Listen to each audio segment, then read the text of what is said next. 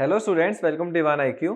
Last class में अपन motion chapter भी कर रहे थे और एक ग्रेविटेशन वाला चैप्टर भी कर रहे थे। तो मोशन चैप्टर के लिए जो स्टूडेंट है वो भी है नहीं, तो अपन स्टार्ट करते हैं ग्रेविटेशन वाले चैप्टर से ही। ठीक है, तो अपन स्टार्ट कर रहे हैं ग्रेविटेशन वाले चैप्टर से ही, जो अपन का मेन टॉपिक चल रहा था वहीं से।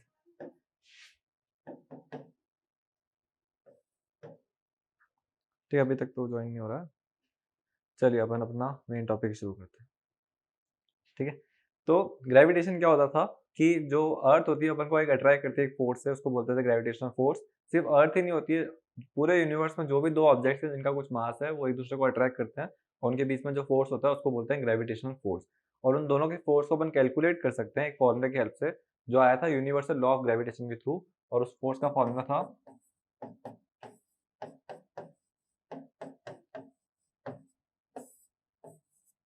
ठीक है, इसमें g क्या था, ग्रेविटेशनल कांस्टेंट था, उसकी प्रॉपर वैल्यू होती थी और उसका नंबर होता था 6.7 इंटू 10⁻11। m1 क्या होता था, mass of first object, m2 mass of second object जिनके बीच में फोर्स लग रहा है, d स्क्वायर मतलब उन दोनों के बीच की डिस्टेंस का, उनके बीच का जो डिस्टेंस है उसका स्क्वायर। ठीक है, तो ये सब होते थे अपन के फॉर्मूले यूनिवर्सल लॉ ऑफ ग्रेविटेशन से रिलेटेड। अब क्या हो रहा है कि फोर्स ऑफ ग्रेविटी का एक फॉर्मूला ये आया, और फोर्स का सेकंड लॉ के थ्रू भी एक फॉर्मूला आया था। वो क्या फॉर्मूला था, वो वाला फॉर्मूला था मास इनटू एक्सेलरेशन। ठीक है, तो फोर्स के दो फॉर्मूले हैं। अब पूरे जो भी अपन फोर्स की बात कर रहे हैं, जैसे अपन फोर्स की बात करेंगे तो इस इधर से एक फॉर्मूला है, एक और चैप्टर में अलग फॉर्मूला है, पर सारे फोर्सेस तो सेम ही होंगे ना। फोर्स तो फोर्स होता है, तो ये वाला फोर्स हो या ये वाला फोर्स हो, दोनों से फोर्स ही कैलकुलेट होगा। तो दोनों फोर्स के फॉर्मूले इक्वल होने चाहिए ना, क्योंकि दोनों ही फोर्स के फॉर्मूले, तो ये आपस में इक्वल भी होने चाहिए। तो यही उन्होंने करा और इन दोनों को इक्वेट करके एक रिलेशन बनाया। पर इसके इक्वेशन से पहले अपन थोड़ा बहुत कुछ और देखते हैं कि एक्सेलरेशन ड्यू टू ग्रेविटी क्या होता है वो सब। ठीक है, तो एक बार एक्सेलरेशन ड्यू टू ग्रेविटी के बारे में देख लेते हैं। जैसे अपन की अर्थ है, यहाँ से कोई चीज जो है ना वो नीचे की तरफ ड्रॉप हो रही है, उसके ऊपर कोई भी और एक्सटर्नल फोर्स नहीं लग रहा है, वो सिर्फ उसको अपन ने ड्रॉप करा है। तो अगर कोई एक्सटर्नल फोर्स नहीं लग रहा है तो उसकी वेलोसिटी जो होनी चाहिए वो यूनिफॉर्म रहनी चाहिए थी, है ना। अगर 20 की स्पीड से करा है तो 20 सेम रहना चाहिए था, क्योंकि न्यूटन के फर्स्ट लॉ ने यही तो बोला था कि if a force is not acting on a object then it will remain in that particular uniform motion. ठीक है, न्यूटन के फर्स्ट लॉ ने यही बोला था कि अगर कोई फोर्स नहीं लग रहा है तो वो यूनिफॉर्म मोशन में ही रहना चाहिए। पर अपन क्या देखते हैं कि स्पीड इसकी इंक्रीज हो रही होती है, पहले 0 थी, फिर 10 थी, फिर 20 थी, फिर 30 हुई, फिर 40 भी हुई। मतलब जैसे जैसे नीचे आ रहा है वैसे वैसे इसकी स्पीड इंक्रीज हो रही है, वैसे वैसे इसकी वेलोसिटी भी इंक्रीज हो रही है, मतलब तो डायरेक्शन के हिसाब से, मतलब तो ये चेंज हो रहा था। तो ये एक्सेलरेशन कहाँ से आ रहा है, तो उसका मतलब अगर एक्सेलरेशन है तो कोई ना कोई फोर्स होगा, और कौन सा फोर्स है, कोई ऑब्जेक्ट के ऊपर कोई फोर्स तो नहीं दिख रहा है, तो वो जो फोर्स है वो विजिबल नहीं है। ऐसा फोर्स जो है और कॉन्टेक्ट में भी नहीं है, नॉन कॉन्टेक्ट फोर्स है। कौन सा फोर्स अपन देख ही सकते हैं, तो वो होगा ग्रेविटेशनल फोर्स, है ना। वो जो फोर्स है वो ग्रेविटेशनल फोर्स होता है, तभी वो उसमें से अटैच हो रहा है। तो ये जो अट्रैक्ट हो रहा है ना, और उसकी स्पीड जो एक्सेलरेट हो रही है, किसकी वजह से हो रही है, ग्रेविटेशनल फोर्स की वजह से। ठीक है, तो अपन एक बार लिख देते हैं यहाँ पे, ये जो फोर्स है ये है ग्रेविटेशनल फोर्स।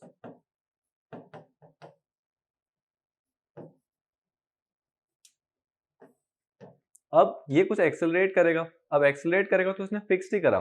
जैसे इसने क्या करा कि एक सेकंड में इसकी जो स्पीड इंक्रीज हुई वो अप्रोक्सीमेटली 9.8 थी, अप्रोक्सीमेटली अपन 10 भी बोल देते हैं, एक बार 10।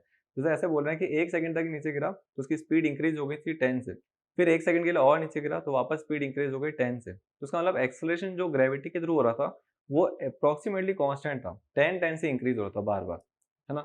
तो वो जो एक्सेलरेशन था उसको अपन डिनोट कर देते हैं कोई पर्टिकुलर सिंबल से कि हाँ ये एक्सेलरेशन होता होगा, ग्रेविटी की वजह से होता था। और अपन ने हर ऑब्जेक्ट, अलग अलग ऑब्जेक्ट्स के ऊपर उसको ट्राई करा, सब पे क्या नोटिस करा कि सबकी स्पीड इंक्रीज हो रही थी एक सेकंड में 10 से। जैसे एक की स्पीड 0 से मैंने ड्रॉप करा, एक सेकंड के बाद उसकी स्पीड हो चुकी थी 10। फिर मैंने कोई भारी ऑब्जेक्ट लिया, उसको मैंने ड्रॉप करा, हाथ में तो वो 0 पे ही था, जैसे ही वो एक सेकंड के बाद ट्रेवल कर रहा था तो उसकी स्पीड हो गई थी 10। तो हर ऑब्जेक्ट एक सेकंड में कितनी स्पीड गेन कर रहा था, 10 की। ठीक है, हर में यही हो रहा था। तो उसको अपन एक फिक्स वैल्यू दे दी ना कि हाँ ये एक्सेलरेशन जो है वो ग्रेविटी की वजह से, तो उसको अपन ए नहीं लिखेंगे, इसको एक सिंबल से डिनोट कर देंगे हर बार। तो अपन ने बोल दिया कि एक्सेलरेशन जो ग्रेविटी की वजह से होगा ना, एक्सेलरेशन ड्यू टू ग्रेविटी,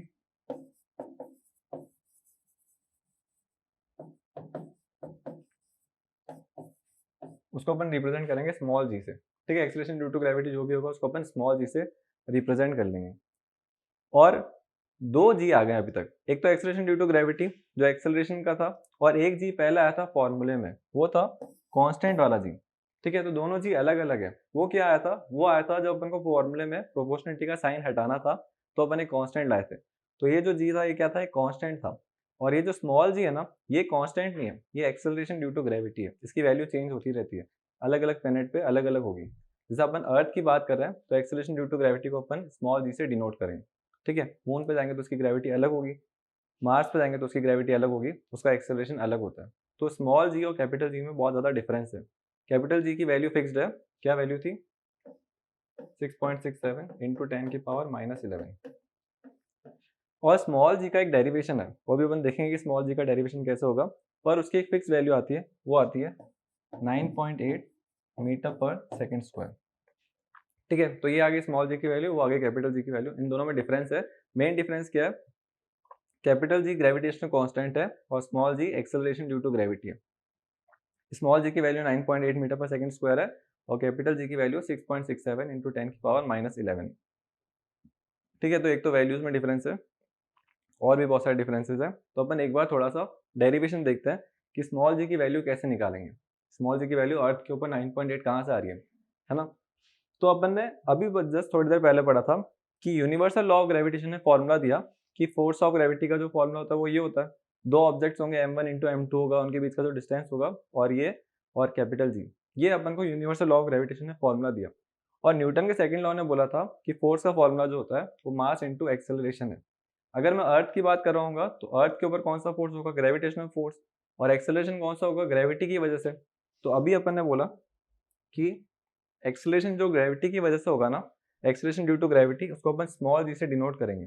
तो मैं ए की जगह पे स्मॉल जी भी तो लिख सकता हूँ। तो कभी भी ऑब्जेक्ट अगर ग्रेविटी के पुल के अंदर जा रहा है, मतलब ऐसा ऑब्जेक्ट, कोई भी ऑब्जेक्ट अगर अर्थ के टूवर्ड्स फॉल हो रहा है, उसके ऊपर कोई एडिशनल फोर्स एक्ट नहीं कर रहा है, सिर्फ ग्रेविटेशनल फोर्स एक्ट कर रहा है, तो मैं ऐसा बोल सकता हूँ कि जो स्मॉल ए है उसको मैं सब्सटीट्यूट कर लूंगा स्मॉल जी से, ठीक है। पर इसके लिए कंडीशन क्या है, वो फ्री फॉल कर रहा हूँ। फ्री फॉल का मतलब क्या है, उसके ऊपर कोई एडिशनल फोर्स नहीं लग रहा हूँ, है ना, सिर्फ ग्रेविटेशनल फोर्स लग रहा होगा तो उसको बोलेंगे फ्री फॉल, और कोई फोर्स नहीं होना चाहिए। तो ये आ गया m इंटू जी, इसका ग्रेविटेशनल वाला फोर्स। तो ग्रेविटेशनल फोर्स के दो फॉर्मूले बन गए, एक तो ये और एक ये। और फोर्स क्या है, दोनों फॉर्मूले फोर्स के ही हैं तो दोनों इक्वल भी तो होने चाहिए। तो अपन अब क्या करेंगे, इन दोनों को इक्वेट कर लेंगे, ठीक है। तो उसको अपन इक्वेट करते हैं। एग्जाम्पल किसका ले रहे हैं, अर्थ और एक ऑब्जेक्ट है अर्थ के ऊपर। ये अपन की अर्थ है। अर्थ का अपन एक बार बोल देते हैं कि अर्थ का मास जो है उसको अपन कैपिटल एम से डिनोट कर रहे हैं। तो एम क्या है, अर्थ मास। अर्थ की कुछ ना कुछ रेडियस होगी तो उसको डिनोट कर देते हैं आर से। आर ही मतलब रेडियस ऑफ अर्थ। और एक ऑब्जेक्ट है जो अर्थ के ऊपर है, उसका मास है स्मॉल एम, ठीक है। तो ये पूरा ऑब्जेक्ट का सिनेरियो दे दिया अपन को। अब अपन को बताना है कि इन दोनों में कितना फोर्स ऑफ अट्रैक्शन है। तो फोर्स ऑफ अट्रैक्शन अगर इन दोनों के बीच में होगा तो एक तो ग्रेविटेशन फोर्स वाला यूनिवर्सल लॉ ऑफ ग्रेविटेशन वाला फॉर्मूला, एक अपन वो लगाएंगे और एक अपन लगाएंगे सेकंड लॉ वाले। फिर दोनों फोर्सेस को अपन इक्वेट कर देंगे, ठीक है। उन दोनों फोर्सेस को इक्वेट कर लेंगे। तो अपन पहले लगा रहे हैं यूनिवर्सल लॉ ऑफ ग्रेविटेशन। क्या करेंगे, एफ जी जो था वो क्या था, G into m1 into m2 upon में डी स्क्वायर, ठीक है। अब जी कौन है, कैपिटल जी जो है वो तो ग्रेविटेशनल कांस्टेंट ही है, into mass one. Mass one जो ऑब्जेक्ट की बात कर रहे हैं, ऑब्जेक्ट कौन पड़ा है यहाँ पे, स्मॉल एम, ठीक है। तो अपन यहाँ लिख देंगे small M into m2। m2 मतलब जो सेकंड ऑब्जेक्ट है, सेकंड ऑब्जेक्ट कौन है, अर्थ है। तो अपन इसमें क्या लिखेंगे, अच्छा करमवीर आ गए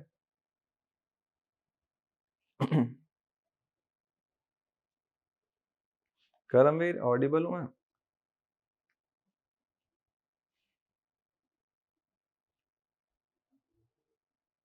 एक मिनट, हाँ।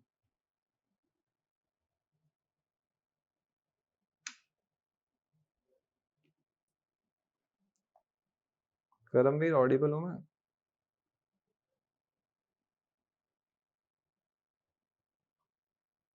I can't hear you, I can see your messages. Hello sir. हाँ अब आ रही है सर। हाँ हाँ हाँ, मेरी आवाज नहीं आ रही है? आ रही है सर। ठीक है, स्टार्ट। कोई डाउट वाउट है तो पूछ लो पहले, नहीं तो अपन स्टार्ट करते हैं वही जहाँ से आपने छोड़ा था। Yes sir. कोई डाउट वाउट है तो पूछ लो, नहीं तो अपन वहीं से स्टार्ट करते हैं जहाँ से अपन ने कल छोड़ा था ना, डिस्टेंस वाला। यस सर, प्लीज ठीक है। ठीक है, तो अपन लास्ट में डिस्टेंस पढ़ रहे थे ना कि डिस्टेंस क्या होता है, वहीं से डिस्टेंस पढ़ लिया था ना अपन ने, डिस्प्लेसमेंट पढ़ रहे थे, है ना। तो अपन डिस्प्लेसमेंट से स्टार्ट करें। बीच में कोई डाउट है तो पूछते रहना, पर एक बार अपन लिख देते हैं। ठीक है, जैसे डिस्प्लेसमेंट क्या है, डिस्प्लेसमेंट का मतलब होता है शॉर्टेस्ट पाथ। शॉर्टेस्ट पाथ मतलब अगर अपन कोई पोजीशन से चेंज कर रहे हैं, दूसरी पोजीशन पे जा रहे हैं, तो जो अपन शॉर्टेस्ट पाथ जो होगा ना उसको अपन बोलेंगे डिस्प्लेसमेंट। जैसे एग्जांपल के लिए मैंने बोला कि एक रूम है, ये एक रूम है, ये इसका एक गेट है, ये इसका एक और गेट है। अब इस रूम में मैं गया, यहाँ पे गया, इधर सोफे पे बैठा, इधर मैं टीवी देखने गया, फिर इधर कुछ और किया, फिर यहाँ से मैं यहाँ से एग्जिट हो गया वापस। तो इस पूरे रूम में मेरा डिस्प्लेसमेंट क्या था वो मुझे फाइंड करना है। अगर तो डिस्प्लेसमेंट कैसे फाइंड करते हैं, शॉर्टेस्ट पाथ देखो, आपने जो भी करा वो सबसे मतलब नहीं है। शॉर्टेस्ट पाथ मतलब इनिशियल कहाँ पे थे, यहाँ पे, और फाइनल कहाँ पे हो, यहाँ पे। तो शॉर्टेस्ट पाथ क्या हो सकता था, इनिशियल को फाइनल से डायरेक्टली ज्वाइन कर लो, यही तो शॉर्टेस्ट पाथ होगा, और कोई शॉर्टेस्ट पाथ नहीं होगा। तो कभी भी आपको शॉर्टेस्ट पाथ चाहिए हो ना, तो क्या करना, इनिशियल पॉइंट को ढूंढना, फाइनल पॉइंट को ढूंढना, उनको स्ट्रेट ज्वाइन कर देना, तो फिर वो जो आएगा वो शॉर्टेस्ट पाथ आएगा। तो ये जो चीज होगी ये होगा इसका डिस्प्लेसमेंट। इसकी लेंथ कैलकुलेट कर लेंगे अपन पाइथागोरस थ्योरम या किसी की भी हेल्प से, फिर अपन को शॉर्टेस्ट पाथ मिल जाएगा। तो ये जो चीज है ये इसका डिस्प्लेसमेंट है।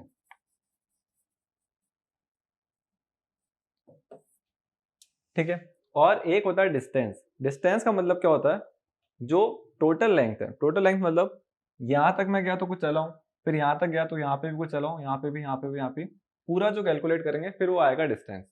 ठीक है, तो इसको अपन कैलकुलेट करके डिस्टेंस भी फाइंड कर लेंगे और डिस्प्लेसमेंट भी फाइंड कर लेंगे। दोनों में डिफरेंस है, डिस्टेंस मतलब टोटल पाथ लेंथ और डिस्प्लेसमेंट मतलब शॉर्टेस्ट पाथ लेंथ।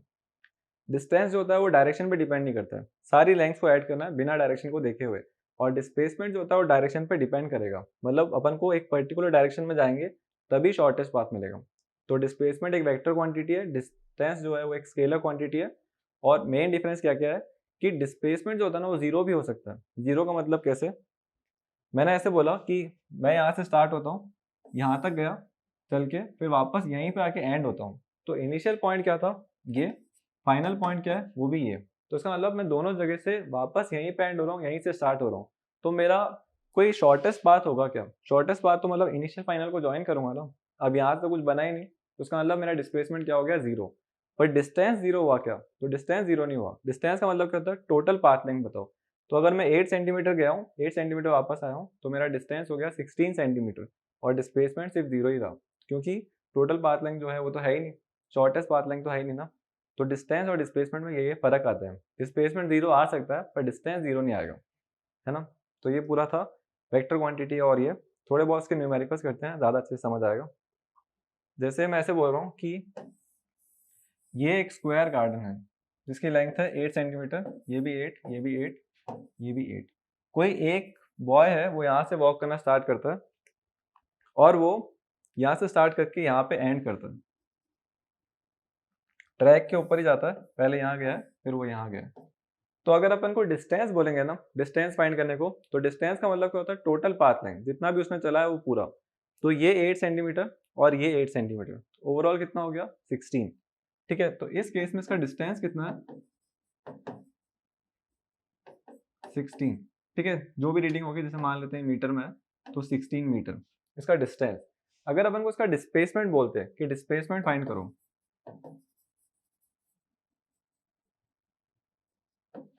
ठीक है, तो डिस्प्लेसमेंट कैसे फाइंड करते हैं, तो डिस्प्लेसमेंट अपन फाइंड करते हैं शॉर्टेस्ट पाथ से।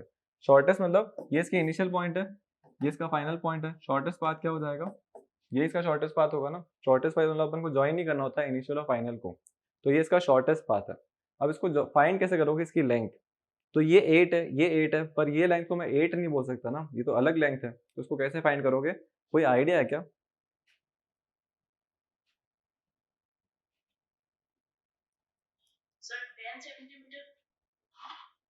मतलब आप वो अप्रोक्सीमेटली बता रहे हो कि कैलकुलेट करा है, मतलब एक ऐसे रीजन क्या होगा, 10 सेंटीमीटर।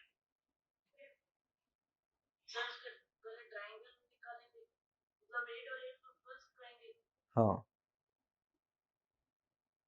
ठीक है, तो एक बार मैं बता देता हूँ क्या है।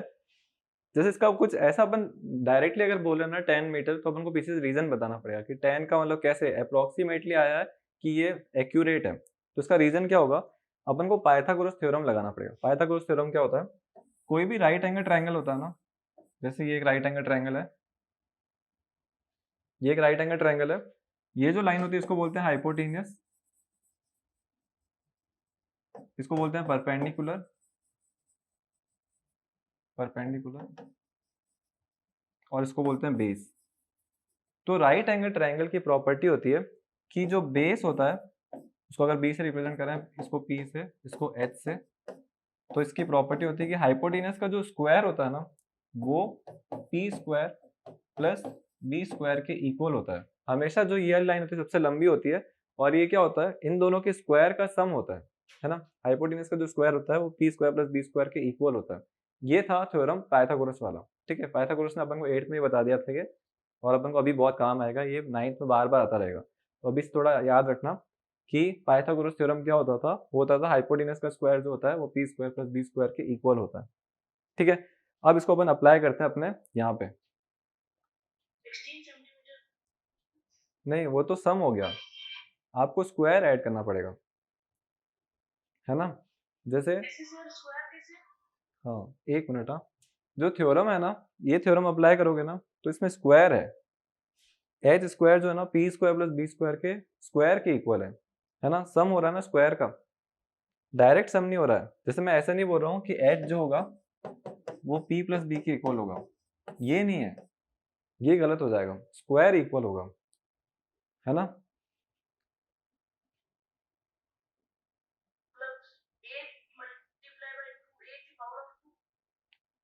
नहीं, 8 की पावर 2 का आंसर क्या आएगा वैसे?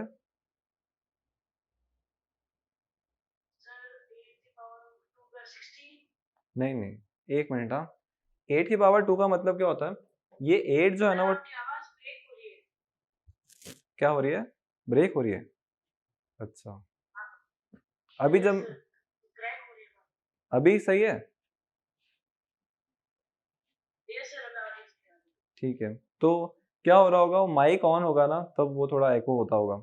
जब मैं बोल रहा हूँ तो आप माइक ऑफ कर देना, फिर आपको बोलना हो तो माइक ऑन कर देना। ठीक है, तो 8 का स्क्वायर का मतलब क्या है, ये जो 8 है ना ये 2 बार मल्टीप्लाई हो रहा है, 8 इंटू 8 हो रहा है, तो इस पूरे का आंसर क्या आएगा 64। 8 स्क्वायर कभी भी लिखा हो उसका मतलब क्या है 8 इंटू 8 हो रहा है। ठीक है, ये 8 इंटू 2 नहीं हो रहा है, कभी भी 8 का पावर 2 है इसका मतलब 8 इंटू 8 है। किसी और का भी हो, जैसे 8 का क्यूब है, इसका मतलब क्या हो रहा है 8 3 टाइम्स इंटू हो रहा है। ठीक है, तो 8 8 का क्या होता है 64, 64 इंटू 8 करोगे तो जो भी आ रहा होगा वो पूरा इसका आंसर होगा। तो अपन को 8 का स्क्वायर का मतलब क्या है 8 इंटू 8 करना। ठीक है, 8 स्क्वायर मतलब वो नहीं है कि 16 है। ठीक है, आगे होगा ना ये स्क्वायर वाला अब, है ना। तो अब अपन इसमें वैल्यूज पुट करते हैं, राइट एंगल ट्रायंगल बना के फिर पुट करते हैं। एक बार इसको थोड़ा ढंग से देखना, जैसे इसमें अपन को राइट एंगल ट्रायंगल कहाँ दिख रहा है, ये पूरा ऐसा दिख रहा है ना। अगर मैं सिर्फ इसको फोकस करूं, इस वाले ट्रायंगल को, तो ये जो लाइन है ये मुझे पता नहीं है, इसकी लेंथ पता नहीं है ना, तो उसको मैंने बोल दिया कि एक्स लेंथ का है। ये जो लाइन है इसकी लेंथ तो मुझे पता है, ये 8 सेंटीमीटर का है, और ये भी मुझे पता है कि ये भी 8 का है, ये भी 8 का है, और ये भी 8 का है। तो जब मैं पाइथागोरस थ्योरम लगाऊंगा तो इसमें हाइपोटेनस कौन होगी, हाइपोटेनस होती है जो राइट एंगल के सामने होती है, ये अपन की हाइपोटेनस है। तो अपन ने पाइथागोरस में क्या पढ़ा कि हाइपोटेनस का जो स्क्वायर होता है वो इन दोनों के स्क्वायर के सम के बराबर होगा। तो 8 का स्क्वायर प्लस 8 का स्क्वायर, पूरे का आंसर क्या आ जाएगा, 8 का स्क्वायर 64, 8 8 64, और 8 का स्क्वायर 64, ओवरऑल मुझे मिलेगा 128। यहाँ आ जाएगा एक्स स्क्वायर। तो मुझे क्या चाहिए था, एक्स की वैल्यू चाहिए, एक्स की स्क्वायर की थोड़ी चाहिए। तो एक्स की वैल्यू कितनी आ जाएगी, कभी भी आप स्क्वायर हटाओगे तो सामने जाके वो रूट हो जाएगा। तो फाइनली मुझे मिलेगा एक्स इक्वल्स टू रूट 128। ठीक है, तो डिस्प्लेसमेंट आ रहा है रूट 128। ठीक है, यहाँ तक आ रहा है।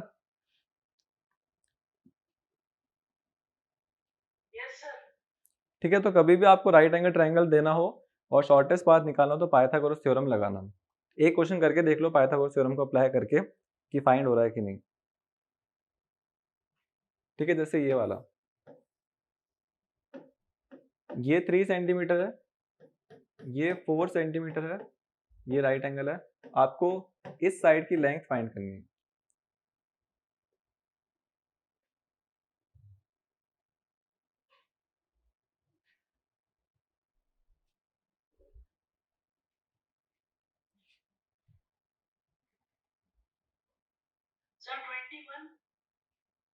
एक बार थोड़ा वापस सोचो, आपने क्या किया होगा, ऐड करा होगा ना स्क्वायर को।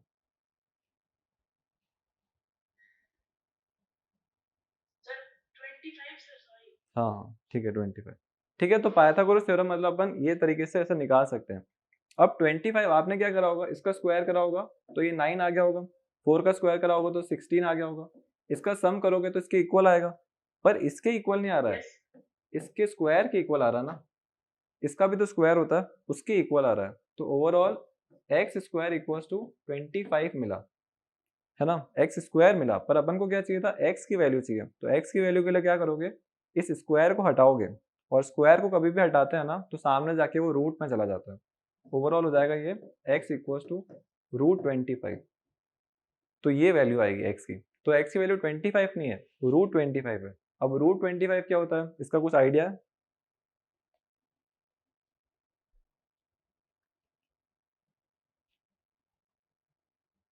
मतलब √25 क्या होता है, जो √25 है ना, इसको कैसे फाइंड करते होंगे?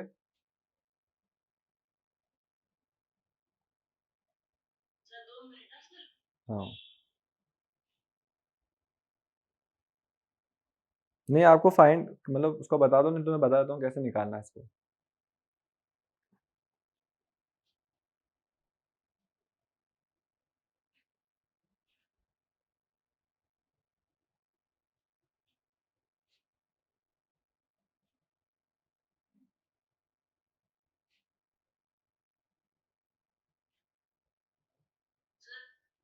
हाँ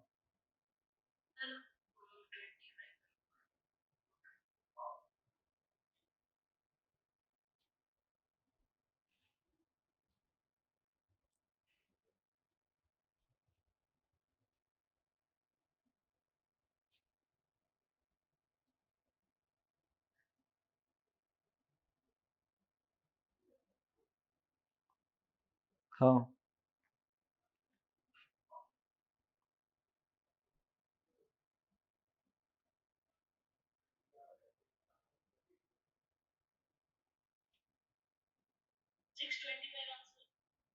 अच्छा ठीक है, एक मिनट। हाँ देखो, आपने क्या करा है, 25 का स्क्वायर कर दिया।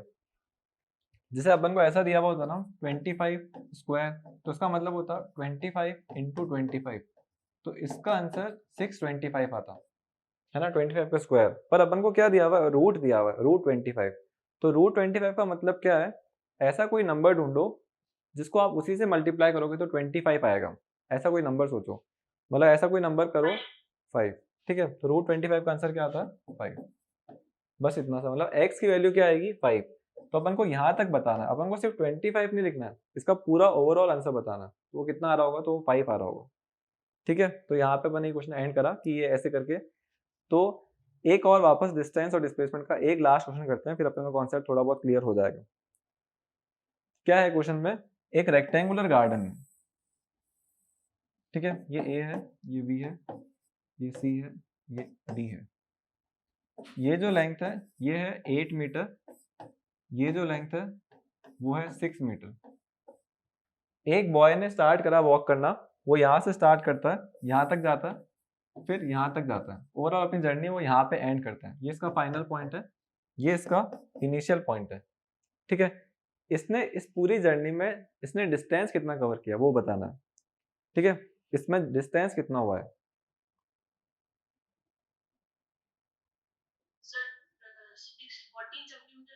हाँ ठीक है, तो बस अपन को डिस्टेंस में क्या करना होता है, टोटल पाथ को ऐड करना है। 8 + 6 कर लिया, 14 आ गया।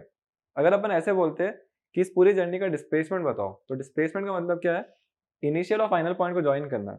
इनिशियल पॉइंट इसका ये था जर्नी का, फाइनल पॉइंट इसका ये है, तो उसको ज्वाइन कर लेंगे। ये लाइन की जो लेंथ होगी ना, इस लाइन की लेंथ को अपन बोलेंगे डिस्प्लेसमेंट, है ना। डिस्प्लेसमेंट तो यही होगा। अब इस लाइन की लेंथ कैसे निकालेंगे, उसका पहले तो कॉन्सेप्ट क्या होगा कि कैसे निकालेंगे।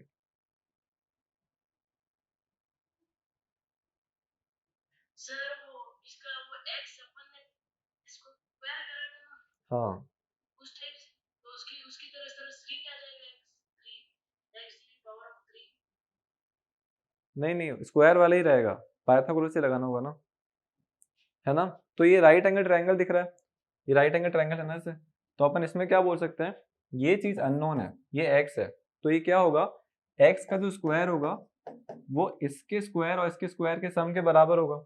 तो 8 का स्क्वायर कितना होता है 64, तो यहाँ आ गया 64 प्लस इसका स्क्वायर कितना होता है 6, 6 का स्क्वायर कितना होता है 36, तो यहाँ आ गया 36, इन दोनों का सम कितना होता है 100, तो एक्स स्क्वायर कितना आ गया 100।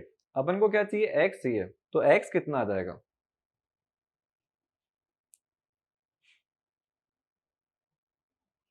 सर x की वैल्यू जाएगी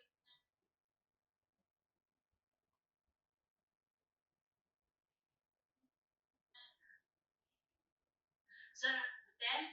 हाँ ठीक है, ये सर आप 10। हाँ हाँ 10, ठीक है।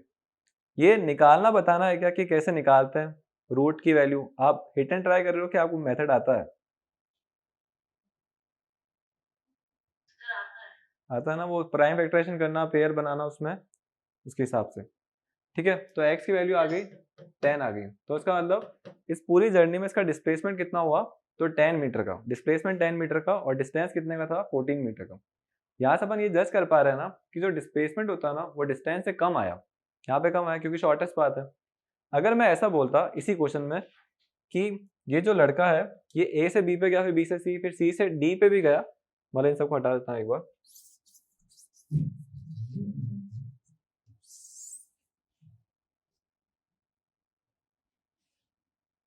ठीक है। वो लड़का कहाँ से कहाँ तक गया, ए से लेके बी तक गया, फिर सी पे गया, फिर डी पे भी गया, और फाइनली वो वापस यहाँ ही पे आ गया, अपनी पूरी जर्नी उसने कंप्लीट करी, एक पूरा राउंड करा। तो इस पूरे राउंड में इसका डिस्प्लेसमेंट कितना है, ठीक है, क्योंकि इनिशियल पॉइंट और फाइनल पॉइंट सेम हो गए तो डिस्प्लेसमेंट 0, और डिस्टेंस कितना होगा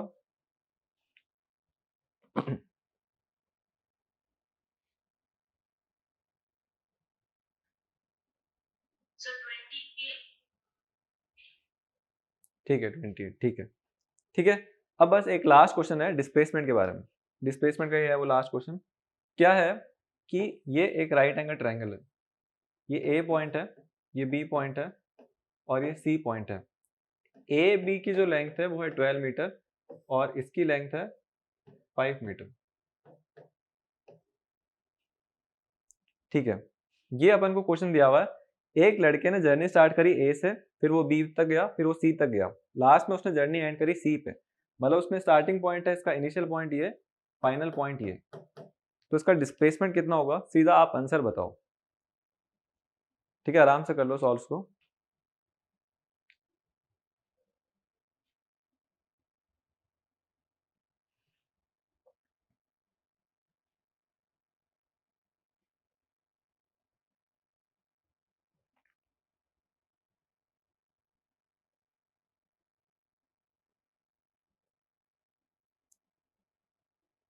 सर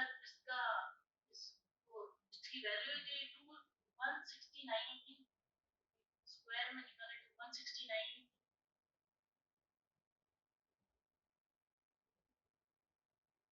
हाँ 169 आ रहा है, और सर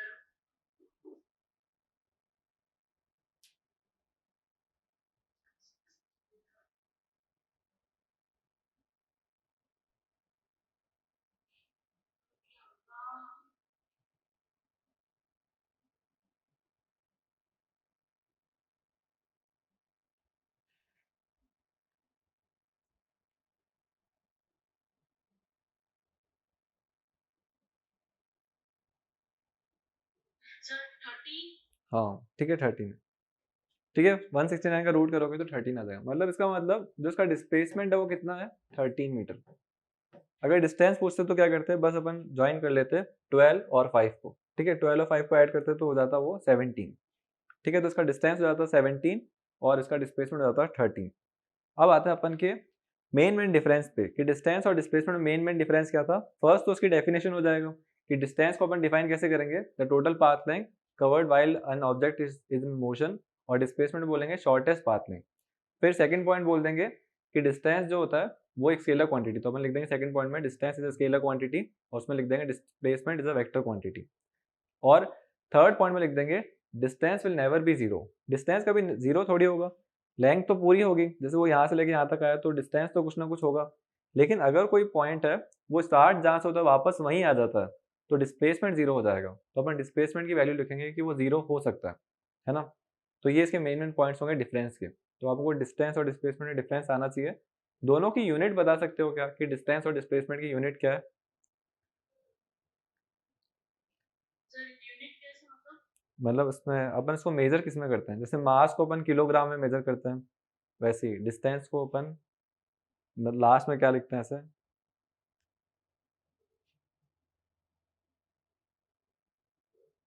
सर बताओ। ठीक है, जैसे अपन डिस्टेंस को मेजर करते हैं ना, मीटर में मेजर करते हैं ना, अपन कभी भी डिस्टेंस बोलते हैं तो ऐसा बोलते हैं ना 12 मीटर या 12 सेंटीमीटर ऐसा करके। तो डिस्टेंस की यूनिट क्या होती है? मीटर। और डिस्प्लेसमेंट की भी मीटर ही है, दोनों ही लेंथ है ना, लेंथ की यूनिट तो फिक्स्ड ही रहेगी। तो डिस्टेंस और डिस्प्लेसमेंट दोनों की यूनिट ही मीटर है। ठीक है, क्वांटिटी दोनों अलग अलग है पर यूनिट दोनों की सेम है। तो ये पूरा एंड होता है डिस्टेंस और डिस्प्लेसमेंट के बारे में। अब एनसीईआरटी में कैसे क्वेश्चन पूछ रहे हैं, जो अपन की नॉर्मल 9th क्लास का जो एनसीईआरटी वाला टॉपिक है उसमें सिंपल से क्वेश्चन आ रहे हैं। कैसे क्वेश्चन है?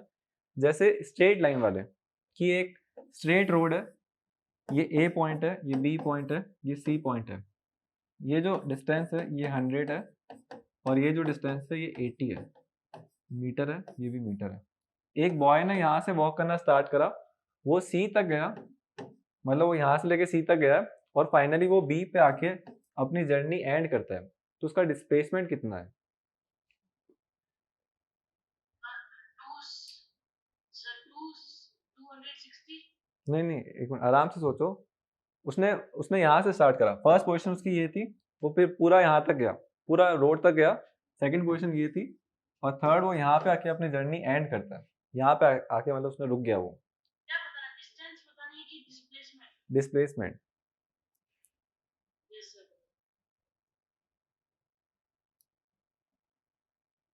सर सर ये डिस्प्लेसमेंट हो जाएगी सर 100। हाँ, और डिस्टेंस? डिस्टेंस हो जाएगी 260। 260, जैसे 260 कैसे आ रहा होगा? ठीक है ठीक है ठीक है ठीक है, सही, ठीक है, हाँ हाँ ठीक है, 260 आ रहा है। ये 100 था, फिर वो 80, फिर वो 80, 80 80 160, फिर 260। ठीक है ठीक है। तो डिस्प्लेसमेंट अपन को शॉर्टेस्ट पाथ लेना होगा, डिस्टेंस मतलब पूरी लेंथ लेनी होगी। तो ऐसे क्वेश्चन है मतलब एनसीईआरटी में। एक और क्वेश्चन सर्कल वाला है, जैसे इस टाइप का, ये वो कोई बॉय है, वो यहाँ से वॉक करना स्टार्ट करता है और यहाँ पे आके अपनी जर्नी एंड करता है। ठीक है, मतलब वो पूरा यहाँ से लेके यहाँ तक घूमा है, ये पूरा उसका है। इस सर्कल की रेडियस दी हुई है 7 मीटर, तो इसका डिस्प्लेसमेंट कितना हुआ इस पूरी जर्नी में? सर सर्कल मतलब सर एक बार आप बताओ। हाँ ठीक है, वैसे डिस्प्लेसमेंट है ना, डिस्प्लेसमेंट का मतलब क्या होता है? Shortest path. तो उसकी जर्नी यहाँ से स्टार्ट हुई ना, फाइनल यहाँ पे, शॉर्टेस्ट पाथ कैसे निकालोगे? इनिशियल और फाइनल को डायरेक्टली ज्वाइन कर दिया करो, ये इनिशियल ये फाइनल, यही तो लाइन होगी शॉर्टेस्ट पाथ की। तो ये कितनी हो जाएगी? ये 7 होता है, रेडियाई सारी इक्वल होती है, ये भी 7 होता है, सेंटर से जो भी डिस्टेंस लोगे सारे 7 ही आएंगे। तो डिस्प्लेसमेंट अपन डायरेक्टली बोल देंगे 14। ठीक है, तो उसका डिस्प्लेसमेंट कितना है? 14 मीटर। अगर अपन से डिस्प्लेसमेंट पूछते तो वो तो 14 हो जाता, डिस्टेंस पूछ लेते अगर, तो डिस्टेंस का मतलब क्या होता है ये निकालो। तो सर्कल की पूरी बाउंड्री होती है ना, उस पूरे को बोलते हैं सर्कमफ्रेंस, और सर्कमफ्रेंस का फॉर्मूला होता है 2πr। पर ये पूरी बाउंड्री है कि हाफ बाउंड्री है?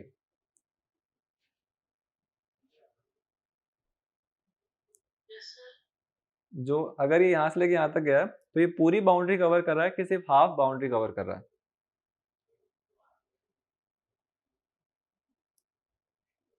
तो सर हाँ, हाफ बाउंड्री कर रहा होगा ना ये। Yes sir. ठीक है, ये मतलब पूरा होता तो 2πr होता, हाफ बाउंड्री मतलब सिर्फ πr। ठीक है, πr क्यों? क्योंकि 2πr पूरे का था तो उसका हाफ करेंगे, हाफ करेंगे मतलब अपन 2 से डिवाइड करेंगे, ओवरऑल πr। तो कभी भी अगर अपन ऐसा बोलते हैं कि अपन हाफ सर्कल को कवर करते हैं तो अपन कितना डिस्टेंस करते हैं, तो πr होता है। ठीक है, डिस्प्लेसमेंट तो उसकी डायमीटर के बराबर हो गया, तो डिस्प्लेसमेंट इस केस में हो जाएगा 14 और डिस्टेंस हो जाएगा इस केस में पाई आर। पाई की वैल्यू होती है 22.7, आर होता है 7, तो ओवरऑल आ जाएगा 22। तो डिस्टेंस कितना हुआ 22 मीटर और डिस्प्लेसमेंट कितना हुआ 14। ठीक है, कोई डाउट है तो पूछ लो इसमें। No sir, no doubt. तो सर्कल की बाउंड्री का फॉर्मूला क्या होगा, पूरी boundary total distance, 2 pi R. ठीक है, और हाफ अगर बाउंड्री कवर करेंगे तो डिस्प्लेसमेंट कितना होगा, हाफ बाउंड्री कवर करेंगे और डिस्प्लेसमेंट डिस्टेंस नहीं डिस्प्लेसमेंट, सर 14। हाँ मतलब एक तरीके से ये जो पूरी लाइन होती है यही होगी ना, तो उसको बोलते हैं डायमीटर। यस ठीक है, तो हाफ बाउंड्री में करेंगे तो डिस्प्लेसमेंट क्या हो जाएगा उसकी डायमीटर के इक्वल।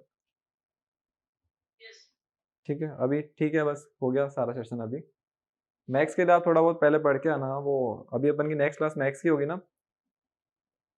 यस तो फॉर्मूले जो अपन लास्ट क्लास में कर रहे थे वो थोड़े वो देख के आना एंगल्स वैंगल्स के बारे में, फिर अपन वही एक्सरसाइज ही करने वाले हैं। ठीक, यस।